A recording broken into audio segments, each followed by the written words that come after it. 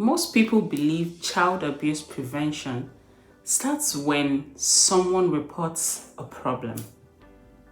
But prevention actually starts long before that moment.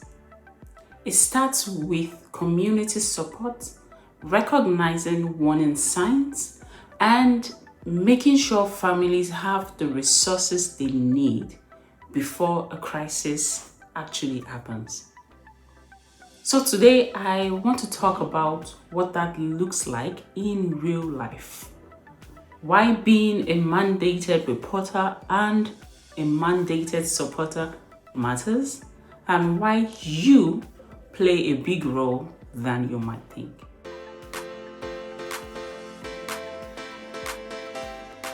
Hello everyone, welcome back to Metamorphosis with Toby.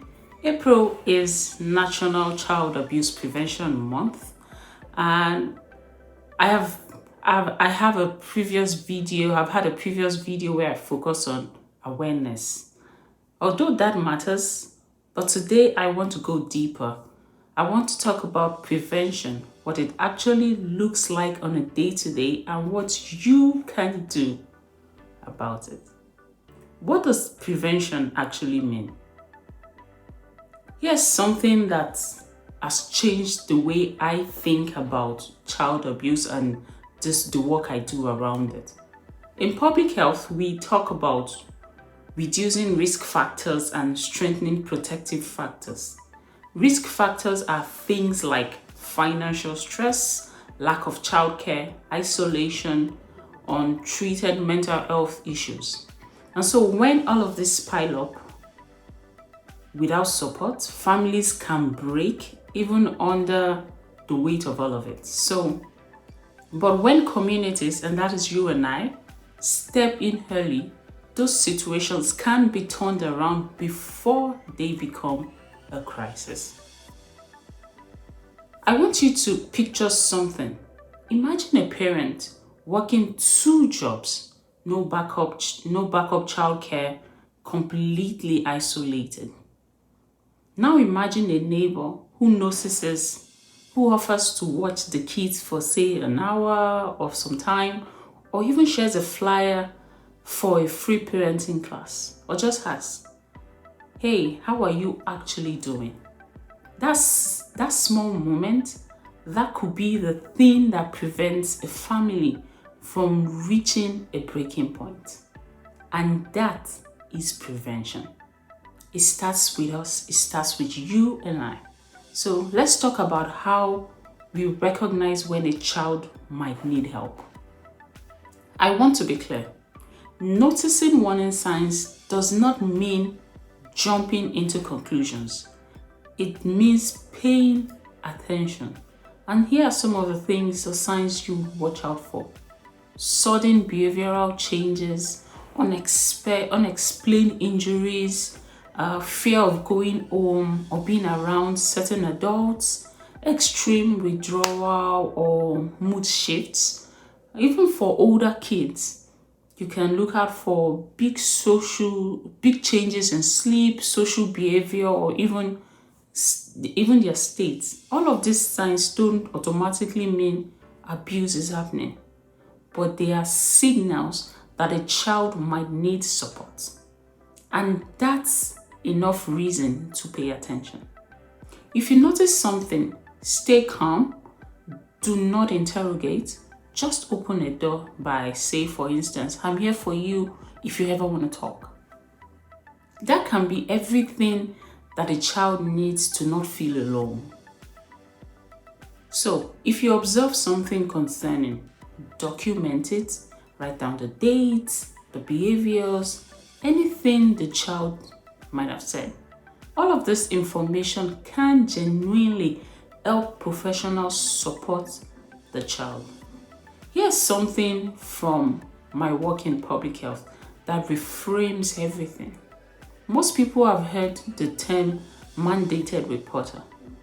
If I reasonably suspect a child is experiencing abuse or neglect, I have a responsibility as a mandated reporter to report it. That exists to make sure children in danger get protected immediately. But there's another term, one that does not get talked about enough: a mandated supporter. So here's what that means to me personally as both a mandated reporter and a mandated supporter. Most families are struggling, do not need judgment. All they need is resources. They need someone to say, here's a parenting program, or here's a mental health service, or something that could just lead them in the way. And so before things escalate, when families feel safe enough to ask for help, they are so much more likely to actually access it. And that is how we prevent harm before it happens. So yes, report when you must, but support whenever you can. Those two things go together. And that's how communities, that's how we actually protect children. And so if you're watching this and you're concerned about a child right now, here's what you need to do. You can reach out using whatever hotline number is available to you wherever you reside. So, reaching out can change or save a child's life. And beyond individual action, let's name this: prevention is also a policy issue. Paid family leave, affordable childcare, early childhood education, accessible mental health services. This reduce the conditions that lead to abuse in the first place. And so when communities invest in families, children are safer. And if someone you love has shared the experience of abuse with you, here's how to show up for them. 1, you listen without judgment. 2, you believe them. 3, you ask what they actually need. 4, you respect their autonomy. 5, you encourage professional support when they are ready for it. You don't have to have all the answers. You just have to show up. And here's what I want you to take away. Child abuse prevention is not someone else's job. It is about learning the warning signs, supporting families around you, connecting people to resources, and creating communities where children can actually be safe and thrive. So this National Child Abuse Prevention Month, do one thing: share this video, learn the hotline number for wherever you reside, check in on a family you know.